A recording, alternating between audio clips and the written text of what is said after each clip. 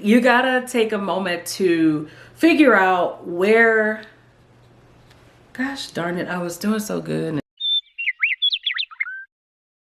Hey sunflowers and squares, welcome to BPDsquared, where we discuss mental health from a Black woman's perspective. My name is Brenda, and today we are going to talk about our favorite person again. Guys, I never thought that the first favorite person video would reach over 1,600 views. Like, that is so crazy to me. And the thing, it happened in such a short amount of time. I'm just so grateful and honestly a little bit overwhelmed. Guys, thank you to every single person that left a comment on that video as well. Not only were you able to openly express the things that you were going through, but you also had to take time to admit it to yourself. So the fact that you were able to do that is something to be extremely proud of, and I'm just appreciative that you chose to share it with me and all of the sunflowers. Speaking of sunflowers, thank you guys so much for getting this channel to 227 subscribers. You guys know you're right here. Oh, right here. Right here. And if you are new to this channel, welcome. Thank you so much for stopping by to watch this video. Be sure to like, comment, and subscribe so you can become a sunflower as well. We are so close to getting to 300. That is our goal for the end of this month. So go ahead, become a part of the garden. Why not? So the reason that I'm making a part 2 to the favorite person video is because, like I said earlier, I received so many comments on that video, and even though I did respond to as many of you as I could, I still wanted to take time to address those comments in video format because there may be others that are going through the same thing and may also want to receive the message. So yeah. As a disclaimer, and for those of you who may not know, I am not a licensed medical professional in any way. So anything that I say in this video is clearly just based on my personal experience and the way that I would take this information and process it. I wouldn't even say take what I'm gonna say even as advice. I would say look at it more as a shared conversation. This is just me kind of giving you guys just some insight as to what I would possibly do if this was my situation and how I would go about processing it. But enough of that intro. Let's get into the video.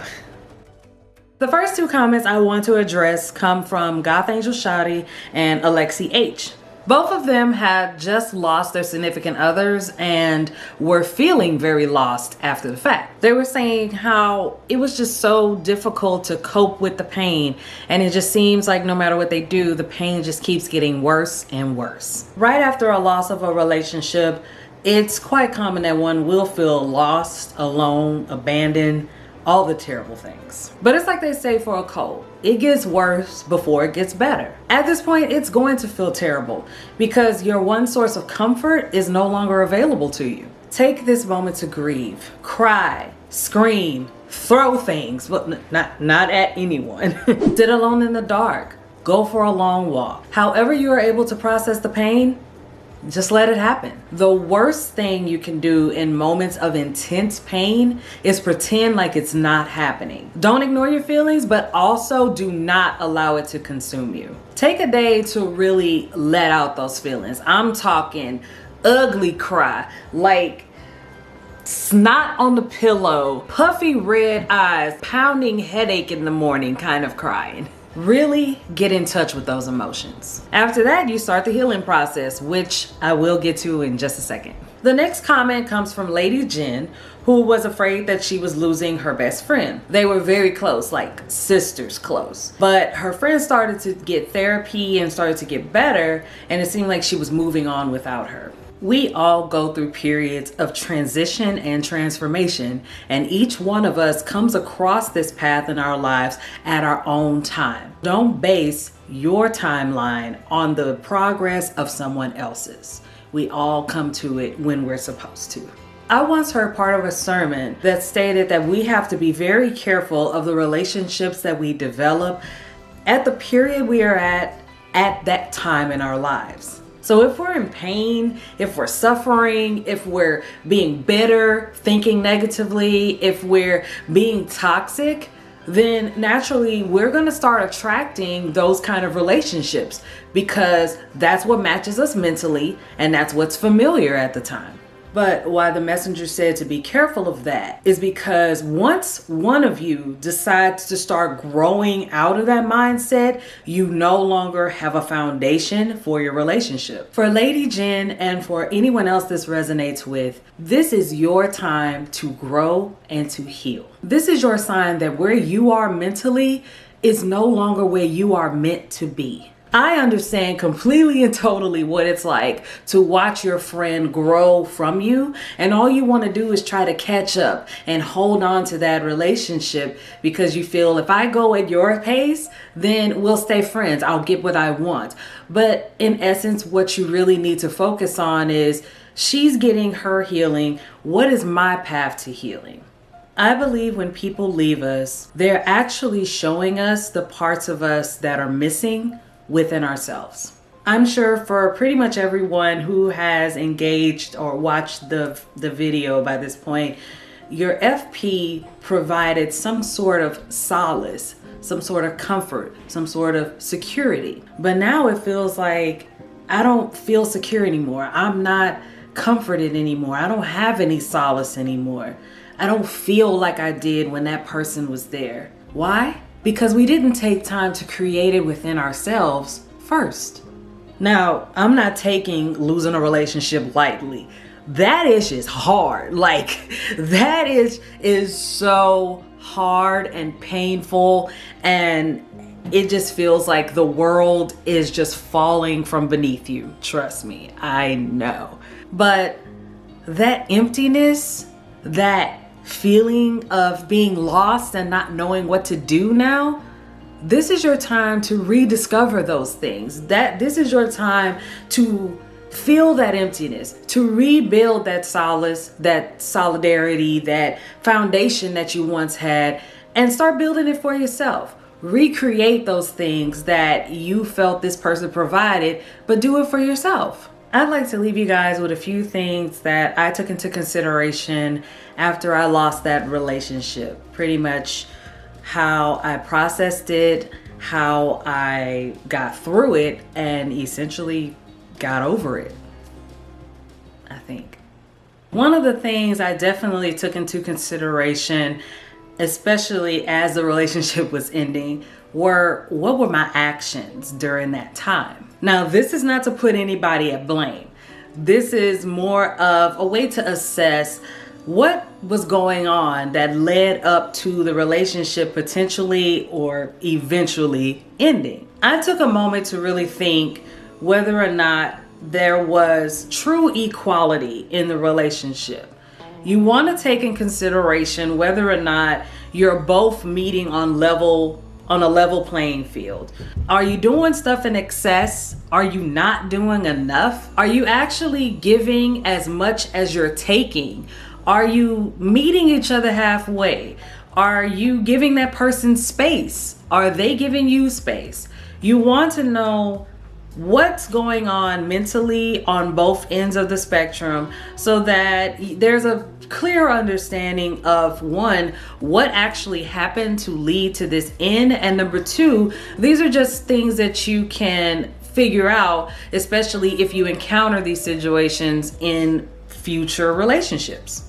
I actually should have listed this one first because this is one of the first things I did. The first thing that I did was take time to process the 962,000 emotions that were going on in my mind and just all throughout my body. I definitely, like I said earlier, definitely say, guys, give yourself time to process and to grieve. Allow yourself to feel these emotions at this time. Don't hold it back. Don't hide it. Don't pretend like it's not happening. The easiest way to heal from a hurt like that is to admit that it actually hurts. Go through the grieving process. Just don't allow yourself to grieve to the point where you can't recover. I say give yourself a time limit. I would say the most you should give yourself is about a week. Take every day for a week, when you come home from work, or when you wake up in the morning, or when you're in the shower, or whatever, take that moment to just be like, oh my God, I'm so sad. Oh my God, I'm so angry. Just take those moments for that short amount of time and really let those emotions out. Really let it out. After that week, try to, move into natural living life, whatever that means. Speaking of natural living, I started to create healthy distractions. Emphasis on healthy. What I mean by healthy are things that engage your mind and put you in kind of a place of peace. I like to work puzzles. I like to listen to Zen music. Sometimes meditate or do yoga or whatever. And if I don't feel like doing any of that, I'll probably watch one of my favorite musicals. Sometimes I don't have 2.5 hours to watch Hamilton, so I'll watch Sweeney Todd. It's shorter and darker. I love it. So you just find that thing that brings you that burst of happiness, and for sure will turn off that negative emotion, even if it's just for a little bit. Now, this is not to say that you shouldn't feel negative emotions. That's far from what I'm saying here. Definitely, you're allowed to feel bad. You're allowed to be sad about losing your friend or losing that person that was that important to you. But you don't want it to distract you so much. You don't want it to affect you so much to where you feel like you can't function. So when you get to those moments when you're so down and feeling so low on yourself, these are things that I suggest you do to kind of pick yourself up a little bit more so that you can continue throughout your day. You're definitely allowed to feel bad, but you're not allowed to let yourself feel bad to the point where you can't function. Finally, after losing your favorite person or your significant other, you can definitely feel as if all your feelings of happiness and comfort and security are just gone. I relate. But then I had to start thinking, what were the things that person made me feel? What was it that person brought to my life that made me happy?